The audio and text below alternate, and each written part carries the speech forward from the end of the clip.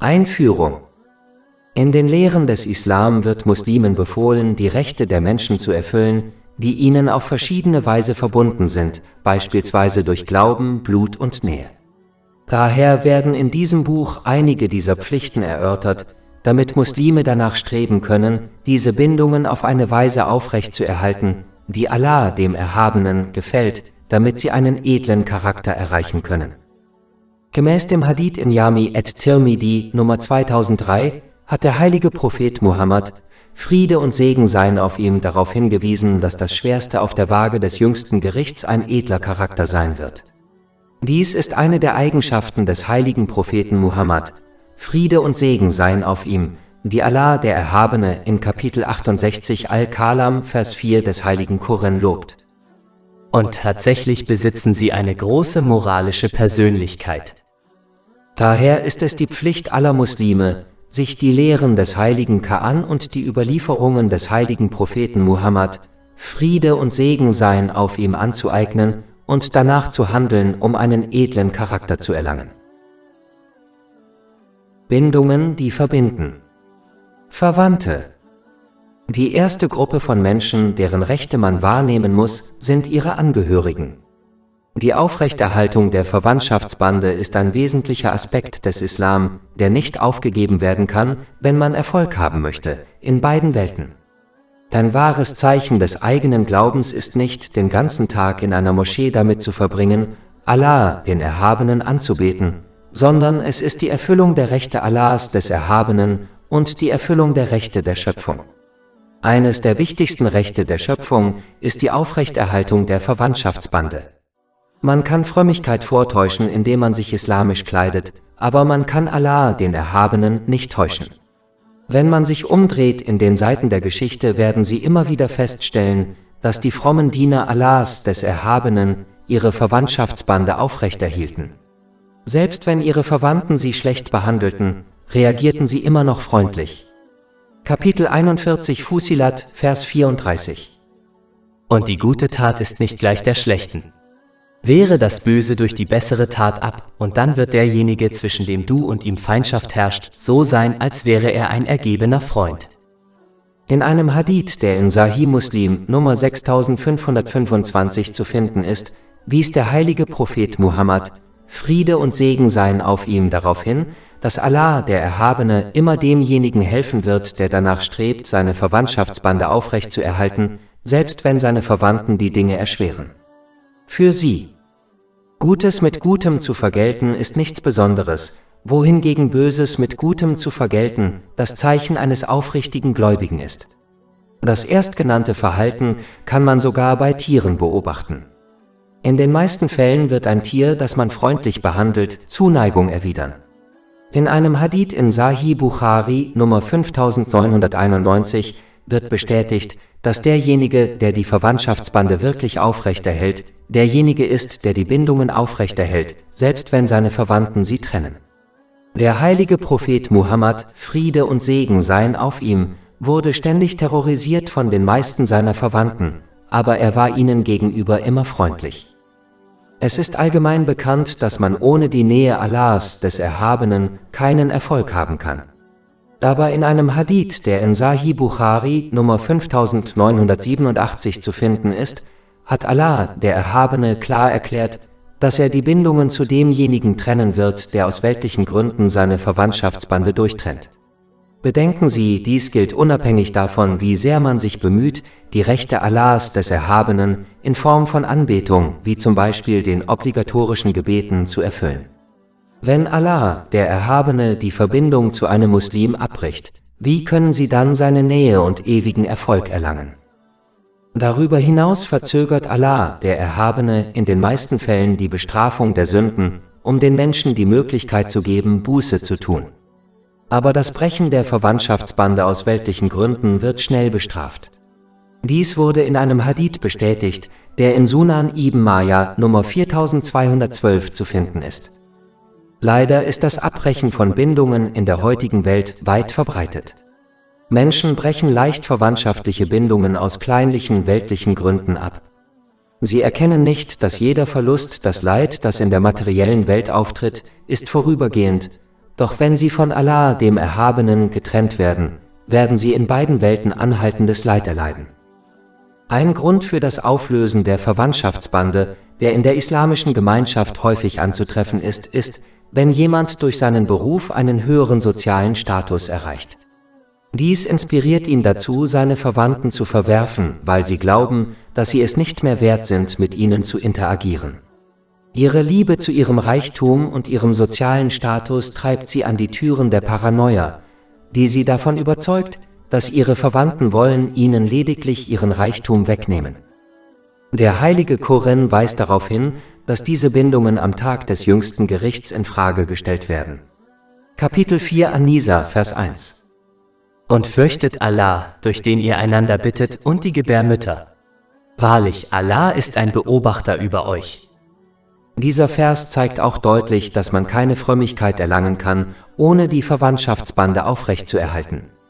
Diejenigen, die glauben, sie können es durch übermäßige Anbetung erreichen und Fasten nachweislich das Gegenteil bewiesen haben und deshalb ihr Verhalten ändern müssen. Der Islam lehrt Muslime, alle Verwandtschaftsbande zu pflegen, indem sie ihren Verwandten in guten Angelegenheiten helfen, wann und wo immer dies möglich ist. Ihnen wurde befohlen, eine konstruktive Geisteshaltung anzunehmen, die Verwandte zum Wohle der Gesellschaft vereint, anstatt eine destruktive Mentalität, die nur zu Spaltungen innerhalb der Familie führt. Laut einem Hadith in Sunan Abu Dawud, Nummer 4919, führt das Schaffen von Spaltungen zwischen Menschen zur eigenen Zerstörung. Diejenigen, die ihre Verwandtschaftsbande lösen, werden im heiligen Koran verflucht. Kapitel 47 Muhammad, Verse 22-23. Würdest du etwa, wenn du dich abkehrst, Unheil auf der Erde stiften und deine Bindungen abbrechen? Jene, die das tun, sind diejenigen, die Allah verflucht hat. Wie kann man seine rechtmäßigen Wünsche in dieser oder der nächsten Welt erfüllen, wenn man vom Fluch Allahs, des Erhabenen, umgeben ist und seiner Gnade beraubt ist? Der Islam verlangt nicht, dass man über seine Verhältnisse lebt, um seine Verwandten zu unterstützen, noch verlangt er von einem, die Grenzen Allahs, des Erhabenen, für seine Verwandten zu opfern. Denn es gibt keinen Gehorsam gegenüber der Schöpfung, wenn es bedeutet Ungehorsam gegenüber dem Schöpfer. Dies wird in einem Hadith bestätigt, der in Sunan Abu Dawud, Nummer 2625 zu finden ist. Daher sollte man sich seinen Verwandten niemals bei bösen Taten anschließen. In diesem Fall sollte ein Muslim befehle deinen Verwandten, Gutes zu tun und verbiete ihnen sanft das Böse, während du ihnen Respekt entgegenbringst. Kapitel 5 Al-Ma'idah, Vers 2. Und helft in Gerechtigkeit und Frömmigkeit, aber helft nicht in Sünde und Aggression. Unzählige Vorteile erhält derjenige, der die Verwandtschaftsbande aufrechterhält um Allahs Willen, des Erhabenen. Zum Beispiel hat der heilige Prophet Muhammad, Friede und Segen seien auf ihm, darauf hingewiesen, dass derjenige, der seine Bindungen aufrechterhält, mit zusätzlicher Gnade in seiner Versorgung und in seinem Leben gesegnet wird. Dies wird in einem Hadith bestätigt, der in Sunan Abu Dawud, Nummer 1693 zu finden ist. Dies bedeutet, dass ihre Versorgung, egal wie gering sie ist, für sie ausreichen wird und ihnen Seelenfrieden verschafft. Und Körper. Gnade im Leben bedeutet, dass sie Zeit finden werden, alle ihre religiösen und weltlichen Pflichten zu erfüllen. Dies sind zwei Segnungen. Muslime verbringen ihr ganzes Leben und ihren ganzen Reichtum damit zu erlangen, aber viele erkennen nicht, dass Allah, der Erhabene, sie beide bei der Aufrechterhaltung verwandtschaftlicher Bindungen. Die Aufrechterhaltung der Verwandtschaftsbeziehungen ist so wichtig, dass der heilige Prophet Muhammad, Friede und Segen seien auf ihm, den Muslimen befahl, diese lebenswichtige Pflicht auch gegenüber ihren nicht-muslimischen Verwandten zu erfüllen. Ein Hadith, der dazu rät, findet sich in Sahih Muslim, Nummer 2324. Eine der Fallen des Teufels besteht darin, dass er darauf abzielt, Zwietracht zwischen Verwandten und innerhalb der Gesellschaft zu sehen, was zu zerrütteten Familien führt. Und soziale Spaltungen. Sein ultimatives Ziel ist es, den Islam als Nation zu schwächen.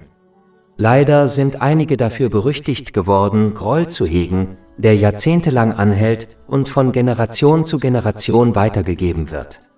Eine Person kann einen Verwandten jahrzehntelang gut behandeln, aber wegen eines Fehlers und Streits schwört dieser, nie wieder mit ihm zu sprechen. Der heilige Prophet Muhammad, Friede und Segen seien auf ihm, hat in einem Hadith gewarnt. In Sahih Muslim Nummer 6526 steht, dass es für einen Muslim verboten ist, die Verbindung zu einem anderen Muslim wegen einer weltlichen Angelegenheit für mehr als 3 Tage abzubrechen. Wenn dies das Gebot ist, die Verbindung zu einem Nichtverwandten abzubrechen, kann man sich dann vorstellen, wie schwerwiegend es ist, die Verbindung zu Verwandten abzubrechen? Diese Frage wurde in Sahih Bukhari Nummer 5984 beantwortet. Der heilige Prophet Muhammad, Friede und Segen seien auf ihm, hat erklärt, dass derjenige, der die Verbindung zu einem Verwandten aus weltlichen Gründen abbricht, nicht ins Paradies kommt. Man muss über die Verse und Hadithe nachdenken, die dieses wichtige Thema behandeln, und sich darüber im Klaren sein, dass Allah, der Erhabene, nach Jahrzehnten der Sünden weder seine Türen schließt, noch die Verbindung zu den Menschen unterbricht. Warum wenden sich die Menschen dann so leicht wegen kleiner weltlicher Angelegenheiten von ihren Verwandten ab? Dies muss sich ändern, wenn man möchte, dass die Verbindung zu Allah, dem Erhabenen, intakt bleibt. Muslime. Die nächsten wichtigen Bindungen, die alle Muslime aufrechterhalten sollten, sind die Bindungen zu anderen Muslimen. Dies gilt für alle Muslime, egal ob sie verwandt sind oder nicht und ob sie sich kennen oder nicht. Viele Rechte der Muslime werden im heiligen Koran und in den Hadithen des heiligen Propheten Muhammad, Friede und Segen seien auf ihm, erwähnt, und jeder Muslim sollte danach streben, sie zu lernen und zu erfüllen. Beispielsweise listet der heilige Prophet Muhammad, Friede und Segen seien auf ihm, in einem Hadith in Sahih Bukhari, Nummer 1240, 5 Rechte auf, die ein Muslim einem anderen Muslim schuldet. Erstens müssen sie auf den Friedensgruß reagieren, auch wenn die Antwort ihrem Wunsch widerspricht. Noch wichtiger ist, dass ein Muslim den islamischen Friedensgruß praktisch umsetzt, indem er durch seine Worte und Taten Frieden und Freundlichkeit gegenüber anderen zeigt. Dies ist die wahre Bedeutung des islamischen Friedensgrußes.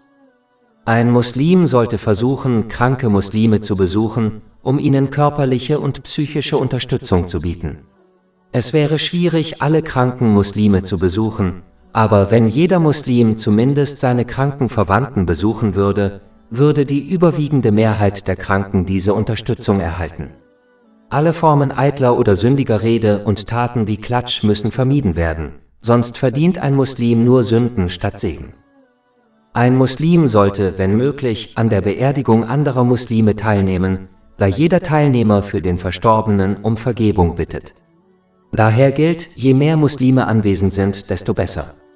So wie man möchte, dass andere an seiner Beerdigung teilnehmen und für einen beten, sollte man dies auch für andere tun.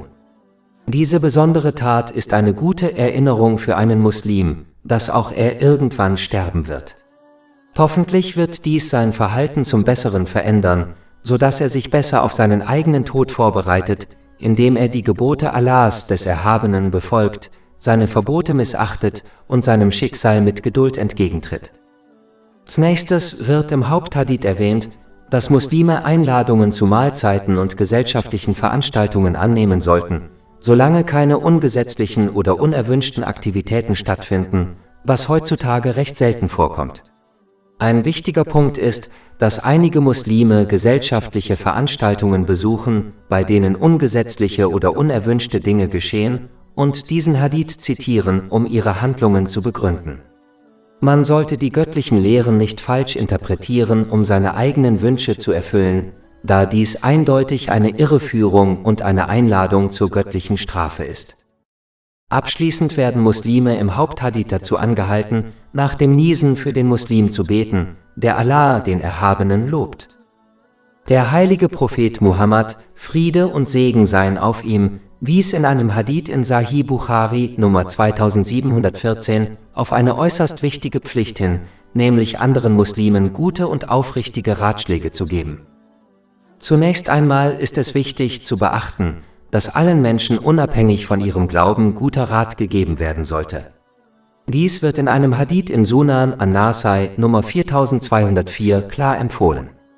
Muslime sollten anderen so raten, wie sie selbst beraten werden möchten. Man sollte sich niemals von schlechten Gefühlen davon abhalten lassen, dieser Pflicht nachzukommen. Denn wer absichtlich schlechte Ratschläge erteilt, wird feststellen, dass die Leute ihm falsche Ratschläge geben. Aufrichtige Ratschläge zu geben ist so wichtig, dass der heilige Prophet Muhammad, Friede und Segen seien auf ihm, wie in einem Hadith in Jami at-Tirmidhi, Nummer 1925 erwähnt wird, von den Menschen das Gelöbnis verlangte, diese Pflicht neben den obligatorischen Pflichten wie dem Gebet zu erfüllen. Die Tatsache, dass aufrichtige Ratschläge zu diesen obligatorischen Pflichten gezählt werden, unterstreicht ihre Bedeutung. Ein Muslim sollte diese Tatsache also niemals übersehen. Jeder Mensch, unabhängig von seinem Glauben, möchte Dinge erlangen, die ihm nützen und ihn vor schädlichen Dingen schützen.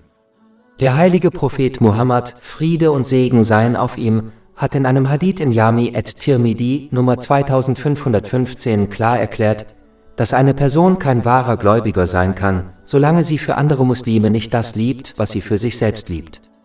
Dies sollte man durch seine Taten zeigen, indem man sich bemüht sicherzustellen, dass andere die Dinge erlangen, die man für sich selbst liebt, und zwar mit allen ihm zur Verfügung stehenden Mitteln. Ein Muslim sollte dies nicht nur durch Worte behaupten.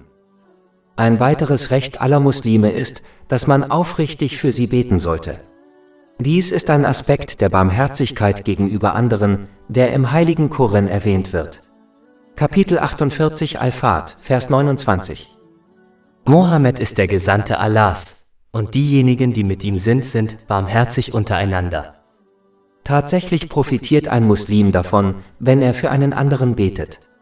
Laut einem Hadith in Sahih Muslim, Nummer 6927, betet ein Engel für einen Muslim, wenn er heimlich für andere Muslime betet. Ein weiteres wichtiges Recht ist, dass ein Muslim für andere Muslime das lieben und hassen darf, was diese für sich selbst lieben und hassen. Tatsächlich hat der heilige Prophet Muhammad, Friede und Segen seien auf ihm, dies in einem Hadith, der in Jami at-Tirmidhi Nummer 2515 zu finden ist, zu einer Bedingung für aufrichtigen Glauben gemacht. Ein Muslim sollte sich über die rechtmäßige Freude eines anderen Muslims freuen und hoffen, dass sie für ihn von Dauer ist. Er sollte traurig sein, wenn ein anderer Muslim in Schwierigkeiten gerät und ihm dabei helfen, selbst wenn es nur ein Bittgebet für ihn ist. Deshalb hat der heilige Prophet Muhammad, Friede und Segen seien auf ihm, in einem Hadith in Sahih Bukhari Nummer 6011 darauf hingewiesen, dass Muslime wie ein Körper sind. Wenn ein Teil des Körpers krank ist, dann hat der Rest des Körpers Anteil am Schmerz. Ein Muslim sollte niemals einem anderen Muslim oder Nicht-Muslim durch seine Worte oder Taten ungerechtfertigten Schaden zufügen, da dies die genaue Definition eines Muslims ist, die der heilige Prophet Muhammad, Friede und Segen seien auf ihm, in einem Hadith in Jami at-Tirmidhi Nummer 2627 gegeben hat. Tatsächlich ist es ein Akt der Nächstenliebe, den eine Person sich selbst erweist, wenn sie andere vor dem eigenen Schaden bewahrt. Dies wird in einem Hadith in Sahih Muslim Nummer 250 empfohlen. Dies ist ein Akt der Nächstenliebe sich selbst gegenüber, da es einen vor der Strafe Allahs des Erhabenen schützt. Zu den Rechten anderer Muslime gehört es, alle Hindernisse aus ihrem Weg zu entfernen. Dies umfasst sowohl physische als auch bildliche Hindernisse, die ihnen Schaden zufügen können. Tatsächlich besagt ein Hadith in Sahih Muslim Nummer 6670, dass einer Person das Paradies gewährt wird, wenn sie einen Baum entfernt, der den Weg ihrer Mitmuslime blockiert. Ein Muslim hat das Recht, dass ihm andere Muslime bei Unterdrückung mit allen erforderlichen Mitteln, beispielsweise finanziell, helfen und Muslimen, die Unterdrückung begehen, helfen, indem sie vor den Folgen ihres Verhaltens warnen. Dies wird in einem Hadith bestätigt, der in Sahih Bukhari Nummer 6952 zu finden ist. Es ist wichtig zu beachten, dass Ratschläge nur gegeben werden sollten, wenn der Ratgeber vor dem Schaden des Unterdrückers sicher ist. Einem Muslim ist es nicht gestattet, aus weltlichen Gründen die Verbindung zu einem anderen Muslim für mehr als 3 Tage abzubrechen. Dies wird in vielen Hadithen deutlich gemacht, beispielsweise in dem in Jami at-Tirmidhi Nummer 1932.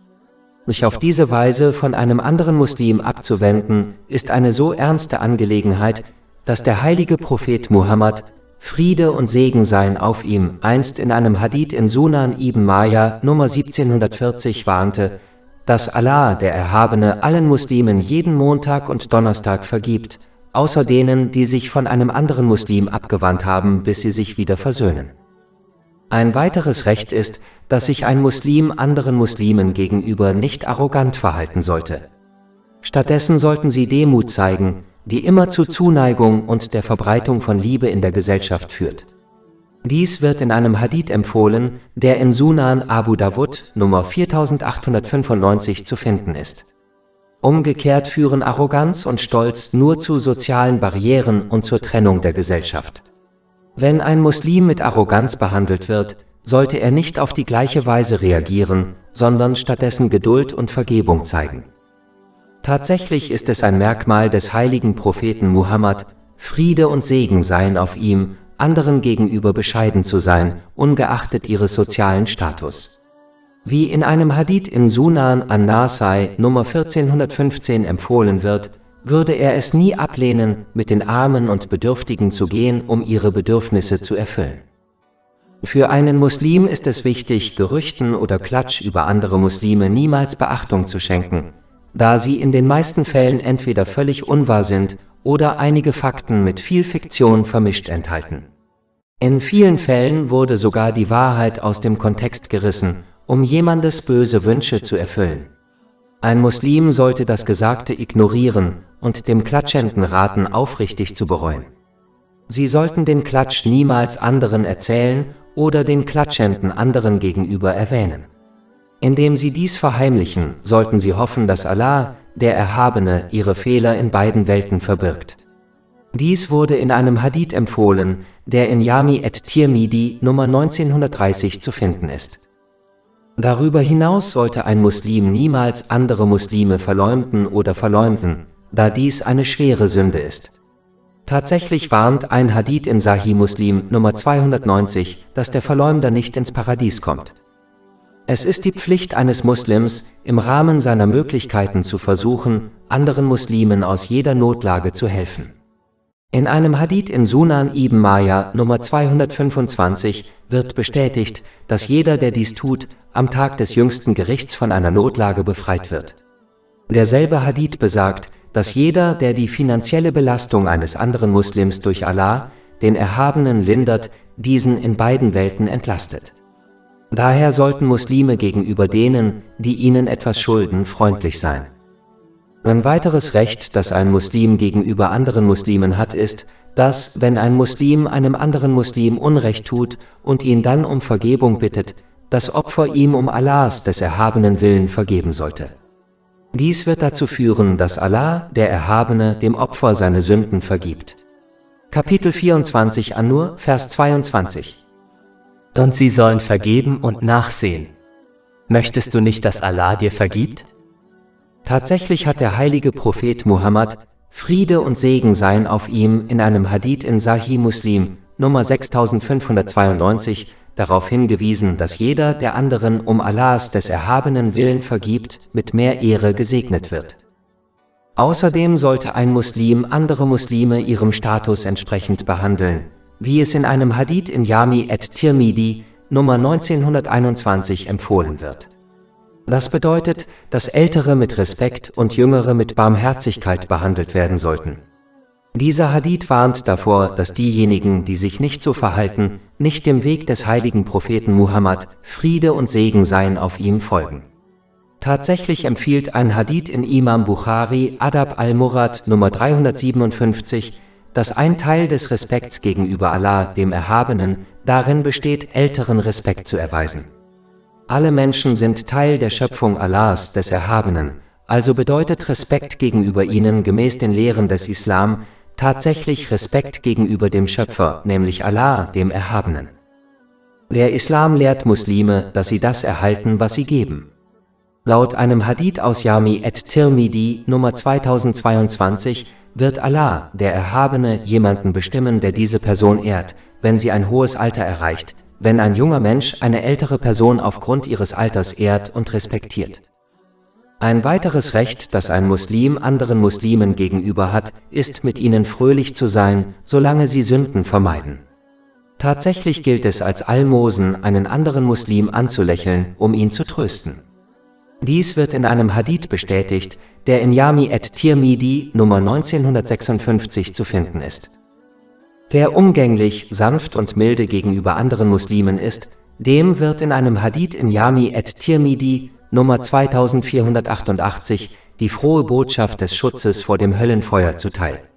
Ein Teil der Fröhlichkeit besteht darin, freundlich mit anderen zu sprechen. Dies ist so wichtig, dass der heilige Prophet Muhammad, Friede und Segen seien auf ihm, in einem Hadith in Sahih Bukhari, Nummer 7512 darauf hingewiesen hat, dass dies eine Tat ist, die einen vor dem Höllenfeuer schützt. Tatsächlich wird einer Person, die danach handelt, in einem Hadith in Jami at-Tirmidhi, Nummer 1984, eine wunderschöne Kammer im Paradies versprochen. Es ist die Pflicht der Muslime, die Probleme zwischen anderen Muslimen im Rahmen ihrer Möglichkeiten zu lösen. Tatsächlich hat der heilige Prophet Muhammad, Friede und Segen seien auf ihm, in einem Hadith in Jami at-Tirmidhi, Nummer 2509 darauf hingewiesen, dass dies besser sei als freiwilliges Gebet, Fasten oder Almosen. Ein weiteres Recht, das ein Muslim gegenüber anderen Muslimen hat, ist, dass er seine Fehler verbergen soll. In einem Hadith aus Jami at-Tirmidhi, Nummer 1930, wird darauf hingewiesen, dass Allah, der Erhabene, die Fehler eines Muslims vertuschen wird, der die Fehler anderer um Allahs des Erhabenen Willen verbirgt. Ein Hadith aus Sunan ibn Majah, Nummer 2546, warnt, dass jeder, der die Fehler anderer offenlegt, von Allah, dem Erhabenen, aufgedeckt wird. Das bedeutet nicht, dass ein Muslim die Sünden anderer ignorieren sollte. Aber es bedeutet, dass er dem Sünder sanft und vertraulich raten sollte, aufrichtig Buße zu tun und seine Sünde anderen gegenüber nicht zu erwähnen. Selbst wenn ein Muslim andere lehren möchte, eine ähnliche Sünde nicht zu begehen, sollte er der Tradition des heiligen Propheten Muhammad, Friede und Segen seien auf ihm, folgen und andere raten, ohne Namen zu nennen. Ein Beispiel hierfür ist in einem Hadith festgehalten, der in Sahih Bukhari Nummer 6979 zu finden ist. Ein Muslim sollte daher die Fehler anderer überblicken, so wie Allah, der Erhabene, ihre Fehler und die Fehler aller anderen überblickt.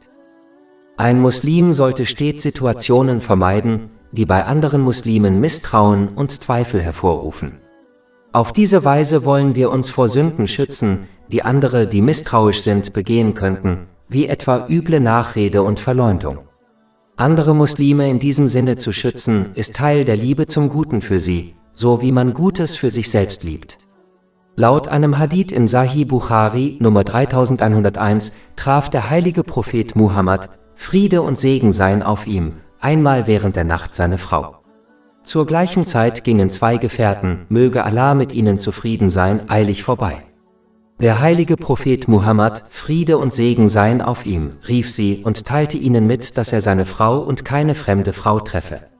Die Gefährten, möge Allah mit ihnen zufrieden sein, machten klar, dass ihnen kein falscher Gedanke in den Sinn gekommen sei. Der heilige Prophet Muhammad, Friede und Segen seien auf ihm, antwortete nur auf diese Weise, um allen Muslimen beizubringen, dass man jede Aktivität, die als verdächtig angesehen werden könnte, offenlegen sollte, um die Meinung anderer Muslime zu schützen. Dies hängt mit einer weiteren frommen Eigenschaft zusammen. Man vermeidet es, Dinge zu tun, die erlaubt sind, um zu verhindern, dass sich andere Muslime schlecht fühlen. Ein Beispiel: Ein Ehemann zeigt seiner Frau nicht öffentlich seine Zuneigung vor anderen Muslimen, wie etwa seiner Schwester. Obwohl dies völlig erlaubt ist, kann es sein, dass sich seine Schwester schlecht fühlt, wenn er es vor ihrer Schwester tut, insbesondere wenn ihr Ehemann solche Dinge nicht mit ihr tut. Dies ist eine höhere Ebene edlen Charakters, die zwar nicht obligatorisch, aber eine große Tugend ist. Ein weiteres Recht, das Muslime gegenüber anderen Muslimen haben, ist, dass sie mit dem islamischen Friedensgruß begrüßt werden sollten. Dies sollte sowohl die Muslime einschließen, die man kennt, als auch diejenigen, die man nicht kennt. Viele Hadithe diskutieren die Wichtigkeit und Tugend dieser guten Tat. Ein Hadith in Sunan ibn Majah Nummer 68 verbindet beispielsweise das Verbreiten des Friedensgrußes an andere Muslime mit dem Eintritt ins Paradies. Kapitel 4 An-Nisa, Vers 86. Und wenn ihr mit einem Gruß gegrüßt werdet, dann grüßt mit einem noch schöneren zurück oder erwidert ihn wenigstens.